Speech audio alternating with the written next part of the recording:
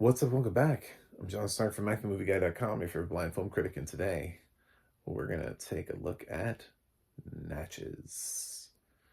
It's a town in Mississippi, so you can go there by car, by bus, perhaps by train, by bicycle. Uh, I maybe I've been through Natchez. I feel like I have. At some point in my life, as a kid, was going all over United States to see places. But this is a documentary about the town and dealing with um, sort of selling the antebellum, the touristy, old timey Civil War era, huge giant houses that used to be the centerpiece of plantations, and people would come and see these beautiful houses in Natchez that were, of course, built by slaves.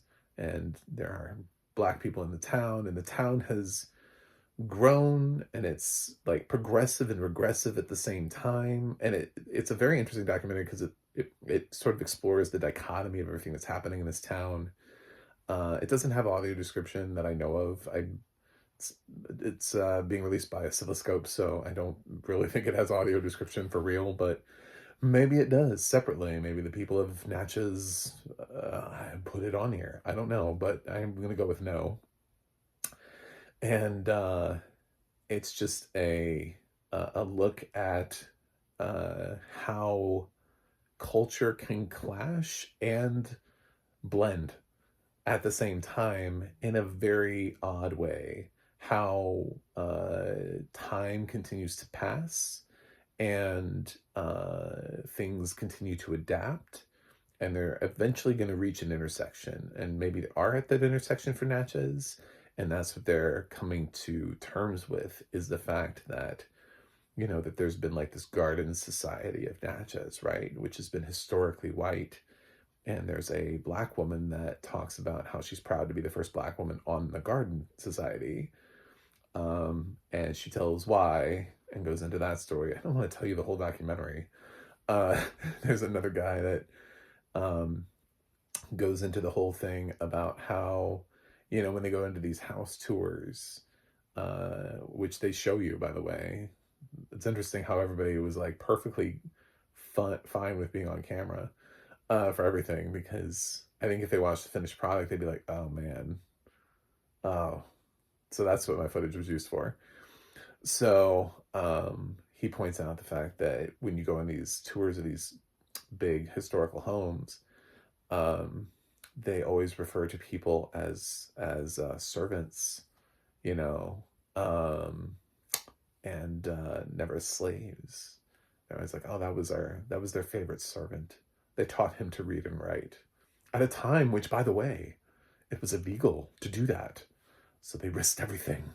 So they were good owners, good slave owners. They're still slave owners. So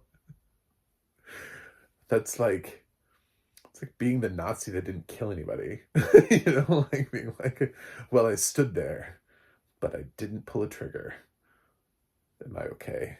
I never harmed anybody. I just wore the uniform. Am I okay? I don't think so. I don't think it's the same thing. I don't think you. Anyway, of course, just the sort of the bold statement, which is true. I don't mean that in a negative way. That this country was built on the back of slaves. It was. I mean, literally, they're walking through these buildings that were built by slaves, but also the whole cotton industry, which we used slaves, and we imported slaves to this country, and talks about how that happened, and where they came in at. They didn't come in at Mississippi, so oftentimes people would buy slaves for cheap at like a port where they were coming in, and then make them walk 1,000 miles down to Mississippi. So by that time, the price of a slave in Mississippi was far more expensive was very interesting because of the whole thing, of where all of this is. Um, and stuff about how Natchez wouldn't allow slave trade inside the city because of cholera. I learned a lot in this documentary about Natchez, more than I ever thought that I would, which is the purpose a lot of times of documentaries, is to open your eyes and see like, hey, this is something you didn't know. Look at that. And aren't you glad you know that now? I don't know that I'm glad that I know that now, but I do feel that a lot of times just an increased intelligence about anything is better than not having it. So I appreciate Natchez for what it is. I think it's a great film. I don't know that it's like we're going to contend for the Oscar for Best Documentary Feature, but it is a pretty complete, full, well-rounded documentary. I think it reminded me of a lot of things that I knew about in school and had just kind of, I don't get like daily reminders about slavery. I guess that's white privilege to not have to think about it all the time, to wake up in a different skin and think, fuck, you know, when watching or being surrounded by, you know, like Southern pride, right? That's gotta suck to walk to just exist in and around like Confederate flags and bullshit and just know where all this comes from and to know what the roots of all that is.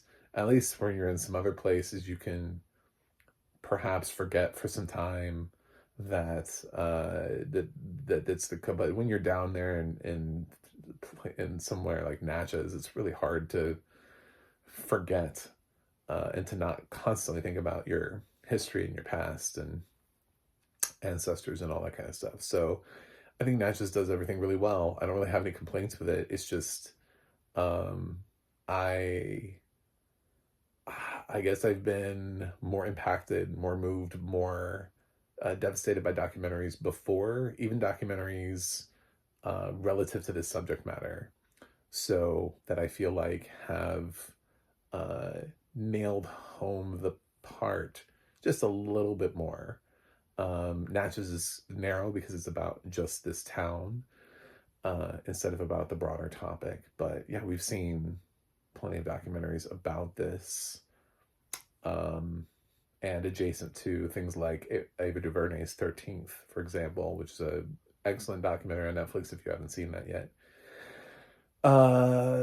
Yeah, but I recommend Natchez. So, I just, it's possible it might be on my like top 25 documentaries a year. I might do a top 25 because I've seen so many documentaries this year. So Natchez could be there.